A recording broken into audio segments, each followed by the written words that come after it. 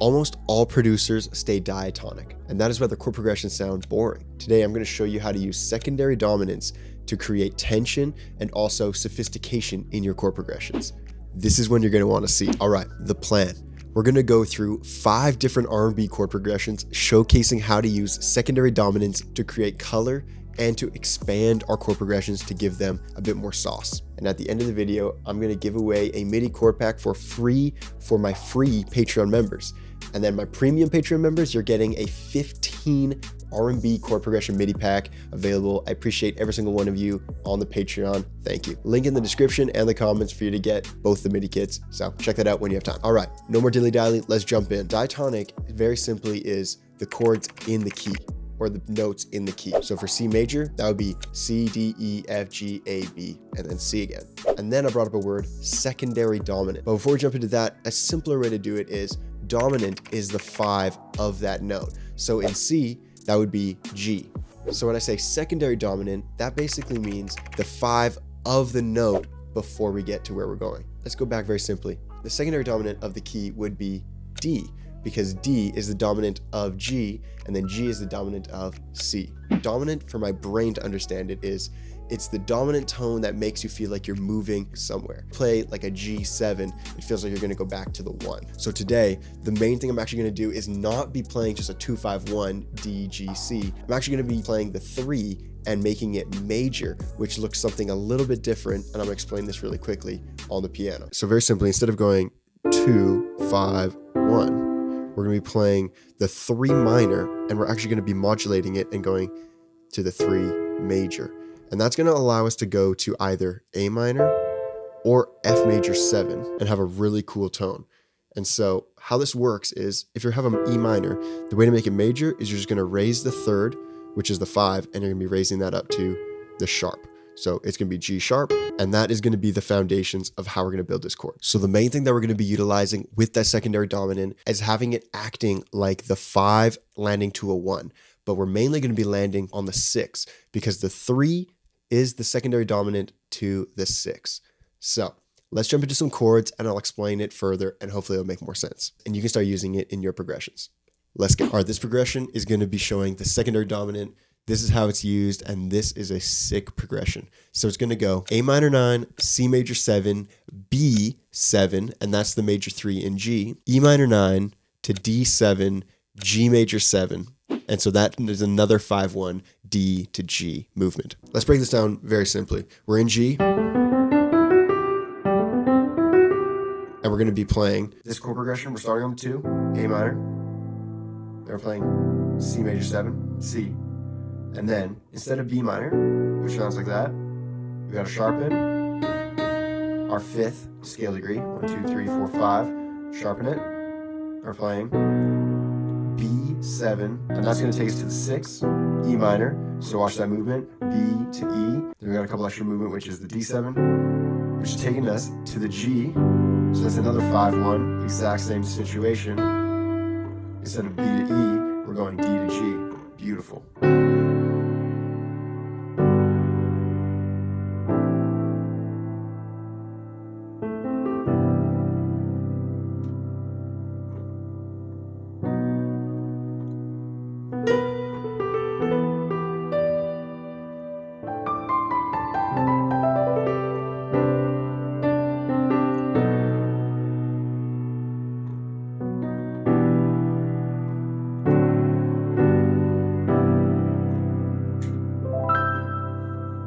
All right, for this progression, it's a little bit complex. There's a lot of chords, but it sounds very pretty.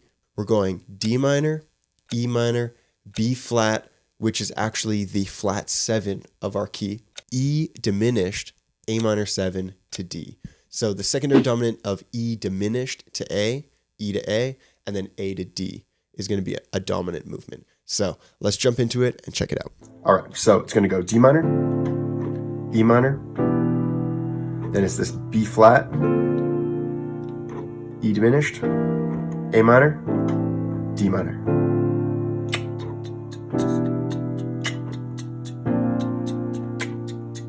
A really important thing, how you're using the bass lines and the trebles. So D minor, it's kind of open. You could land on an A or a D for your voice leading. E minor, same thing. That was the exact same shape. But then when you're playing B flat, when you're playing this E diminished, I would not play B flat on the end, even though it's in the key, because it creates this weird tension. Instead, I would make sure you hit that E to then take you to the A, to then take you to the D.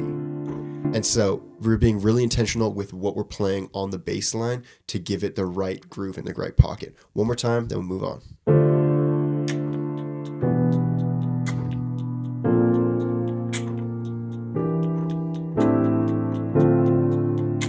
This chord progression is going to be G major 7, A minor 7, C major 7, E minor 9, D over F sharp. So this one's going to be really important with that moving bass line. Let's check it out. Okay, so starting with a G major 7. Then we're going A minor 9. And then holding that top B, we're playing C major 7.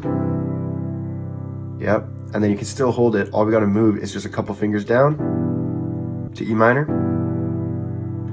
and then you're going to be playing that F sharp, D over F sharp, and then we're back.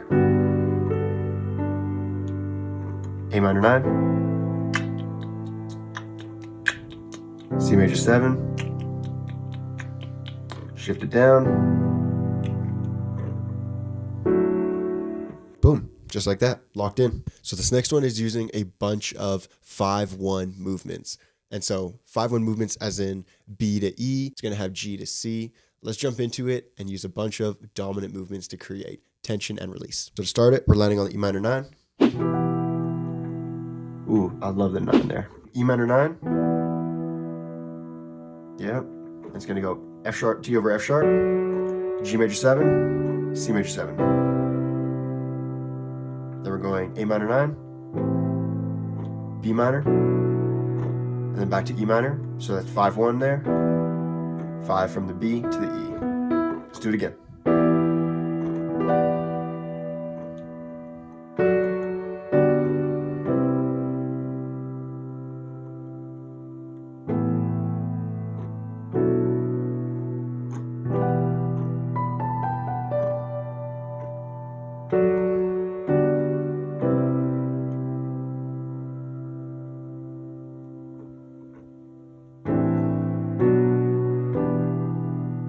Boom, locked in. Love that one, especially those movements. All right, last one for today. We're going to be doing C major 7, D6, E minor 9, going to the A minor. One more time, C major 7, D6, E minor 9. Then it's going to go A minor, F sharp diminished, and then we're back to it. Let's do it. All right, so C major 7.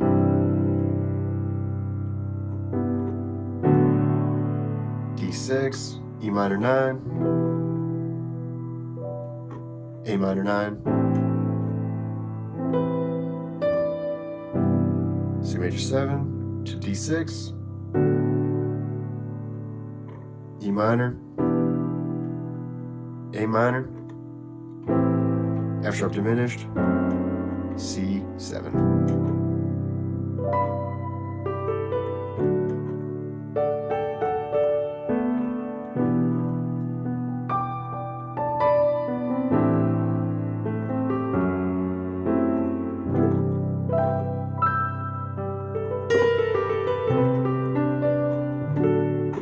So there you go. There's secondary dominance, but also some other fun things like diminished chords and extensions for you to use in your own projects. Both the free and premium kits are available on the Patreon, link in description and the comments. Please hit that subscribe and like button. I appreciate you watching, and I'll see you next week with another video.